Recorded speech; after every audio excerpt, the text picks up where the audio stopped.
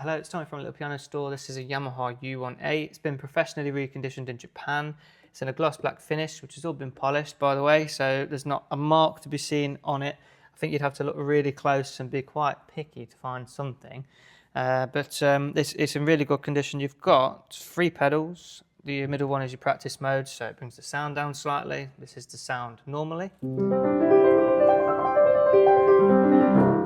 And then if you press that down, slide it to the left. You've got a lovely mellow tone, which just brings the Celeste down a little bit, which goes in between the strings and the hammers. And there's a piece of felt, and that just dampens the sound, and that's how that works. And then you're back to normal just by sliding it back the other way. You've got 88 keys. They've all been polished as well, so there's no signs of scratches or anything like that. They look brand new.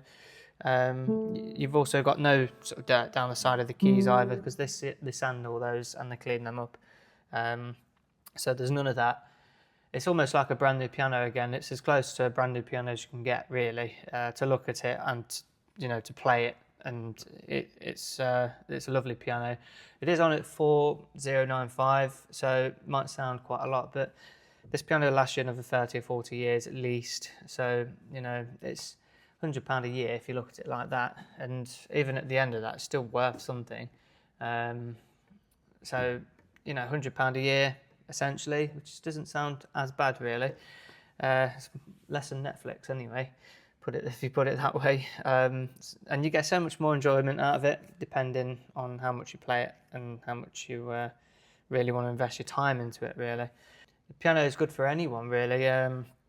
Even if you're a beginner and you want something just to really kickstart your hobby, this would be brilliant, because you don't really need to upgrade at any point. So a lot of people go on Facebook Marketplace or get a free piano. They'll end up spending £100 and something to get it to them. Then the tuner will come round and say, oh, it needs, God knows how much work needs doing to them. Sometimes they're untunable as well.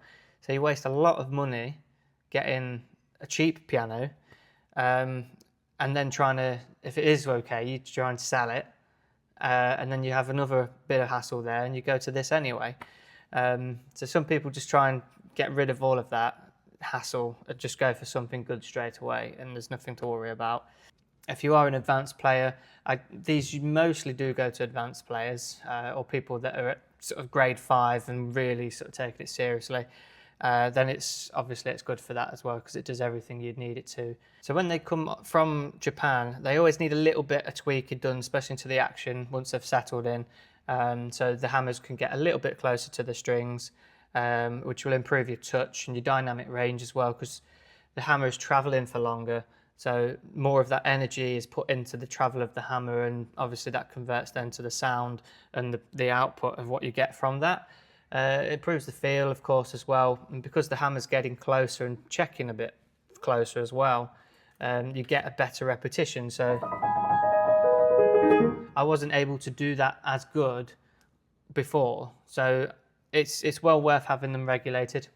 I spend about 3 or 4 hours on them, actually, just to get them playing a lot better than what they are when they arrive, which is normal. And even when it's delivered, I do just spend a little bit of time just rechecking all of that on the first tuning. So it's always good to have them playing at their best, and regulation is always one of those things that gets missed quite a lot. When they come from Japan, they always need a little bit of tweaking here and there, because they have travelled for a long way, and they always need a bit of regulation. And if I had 2 side by side, one that wasn't regulated and one that is, which is this one, you would definitely feel the difference in how it plays, how it sounds. Even your dynamic range is improved, your repetition is improved. So when they come from Japan, they always need a little bit of tweaking here and there. So they are fully regulated as well, which improves your dynamic range, improves the touch a lot, actually, and you can repeat a lot faster as well. So you can play really quiet, and then it gets louder. There's so much there. Sometimes when they first come, you can't play as quiet as that because they're not getting close enough. But yeah, it does improve it a lot. And if you had one side by side with one that wasn't done, you'd definitely tell the difference. So it's well worth doing, and I always do it on these.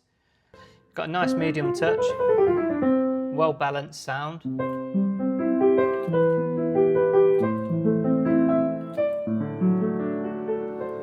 There's a warmness to it as well, which is quite nice. It's almost like it strikes and then it's warm afterwards, which is I do quite like that. The bass is nice as well. It's really good in the bass for a U1 as well. It's sometimes the U3s obviously they're a bit taller, so they have a bit of a more powerful bass. But if this was in a small room or a smallish room, the bass would sound really, really good on here. It's lost a little bit in this room because it's so tall, but in the right room, this would sound brilliant. Yeah, really nice. Treble, nice and clear.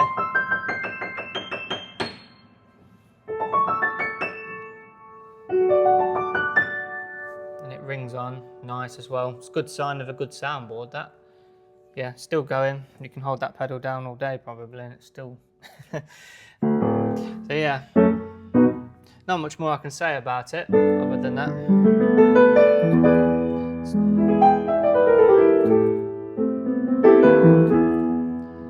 I'll show you how it sounds.